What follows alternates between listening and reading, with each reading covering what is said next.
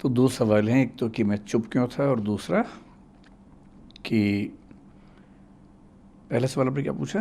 कि ऐसा लग रहा है कि सबने आपके ऊपर हाँ, सबने निशाना साध दिया मुझ है। पर क्यों निशाना साध लिया हाँ, है। एकदम अर्जुन की लग आँख की तरह उन्होंने, मछली की आँख की तरह आप पे निशाना साध दिया।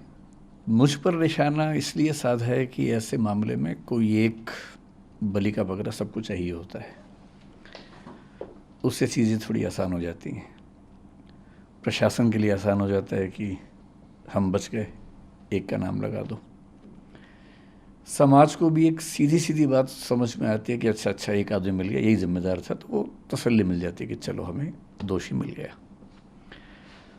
और जो कॉम्पिटिटर्स हैं उनको ये लगता है कि अच्छा मौका है, इसी में स्कोर सेटल कर लिया जाए, हिसाब बराबर कर लिया जाए। जो बच्चे हैं, बच्चे जिस इमोशनल टर्बुलेंस से गुजर रहे हैं, उनकी नाराज़गी की वजह यह है कि मैं उनके साथ क्यों नहीं खड़ा हूँ। तो बच्चों की नाराज़गी जायज़ है, लेकिन जो सीलिंग का एक्शन है मेरे ख्याल से 50 से ऊपर इंस्टीट्यूट्स पे हुआ, उसमें एक नाम हमारा भी है। पर शायद उनको मुझसे ज़्यादा उम्मीद थी, इसलिए उनको ख़राब लगा, हर्ट हुए, तो नाराज़गी पूरी मुझ पे फूटी है। और मैं इस बात से बहुत संतुष्ट हूँ, अच्छा महसूस कर रहा हूँ कि सारा रोष मुझ पर है।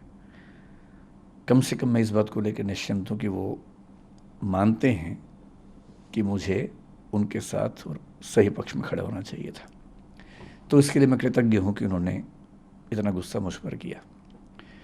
मीडिया ने गुस्सा क्यों किया? क्योंकि चैनल्स को व्यूज़ चाहिए, और जिसके नाम पे व्यूज़ मिलते हैं, अभी तुक्के से पिछले कुछ समय से मुझे व्यूज़ मिल रहे हैं, तो मेरा नाम लिख के गाली देने में व्यूज़ ज़्यादा मिलते हैं, इसलिए मेरा नाम सबसे ऊपर रहता है।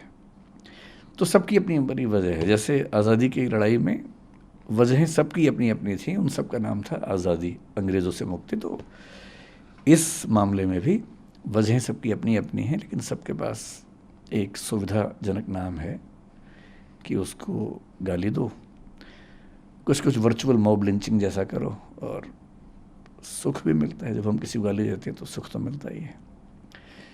तो सब इसलिए पीछे पड़े हैं, सबकी अपनी अपनी वजह हैं, लेकिन ठीक है, जब यूट्यूब ने, सोशल मीडिया ने मुझे प्रसिद्धि दी पिछले 3-4 साल में, मुफ्त में इतनी सारी प्रसिद्धि मिली, तो क्या होता है कि जब कुछ मिलता है तो हमें लगता है कि हम डिज़र्व करते थे, और जब कुछ विपरीत होता है तो हमें लगता है कि मेरे साथ ही क्यों हो रहा है।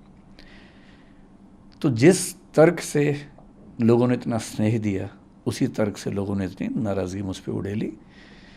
लोग एकदम ठीक हैं, गुस्सा एकदम जायज़ है, पर मेरी अपनी वजह है कि मैं इतना लेट क्यों हुआ।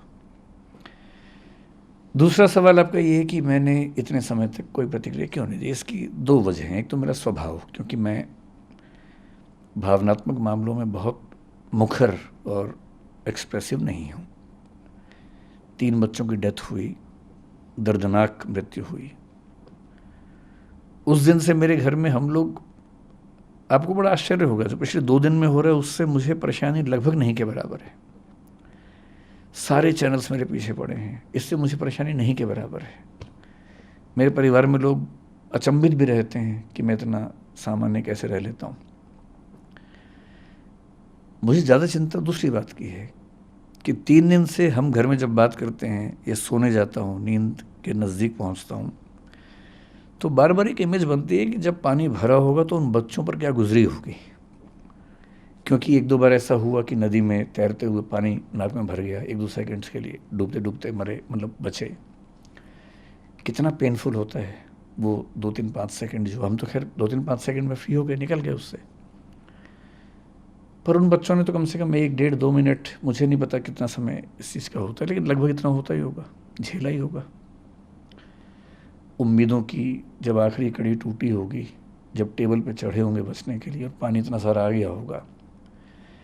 मेरी इस पूरे प्रकरण में मूल चिंता उस अनुभव को महसूस करने की है, और वो दुख है। तो ऐसे दुख में उनके पेरेंट्स को मैं जानता नहीं हूँ, मैं उनसे कैसे अपनी बात कहूँ, कैसे उनसे मिलूँ। दूसरा, जो विद्यार्थी इस समय आंदोलन में हैं, उनकी सारी बातें जायज़ हैं, लेकिन वो जिस उम्र में हैं, जिस गुस्से में हैं, थोड़ा सा ये भय भी होता है कि अगर हम जाके बात भी करें तो उस समय वो पूरी बात सुनेंगे या नहीं सुनेंगे। अच्छी बात है कि आज ऐसे 3-4 बच्चों से मेरा मिलना हुआ है। मैं भी एक मीटिंग से आ रहा हूँ, एलजी साहब ने बुलाई थी मीटिंग, उसमें कुछ बच्चे भी आए हुए थे और कई इंस्टीट्यूट्स के ऑनर्स भी थे, दिल्ली सरकार के आला अधिकारी भी थे, डीडीए से, एमसीडी से, फायर डिपार्टमेंट से, चीफ सेक्रेटरी दिल्ली सरकार के वो भी थे। तो वहाँ थोड़ी सी बच्चों से मेरी मतलब 1-to-1 नहीं, लेकिन हाँ मीटिंग के दौरान बातें हुई। अब मुझे लगता है कि वो सहजता है, हो सकता है कि मैं आज या कल में बच्चों से मिलूँगा।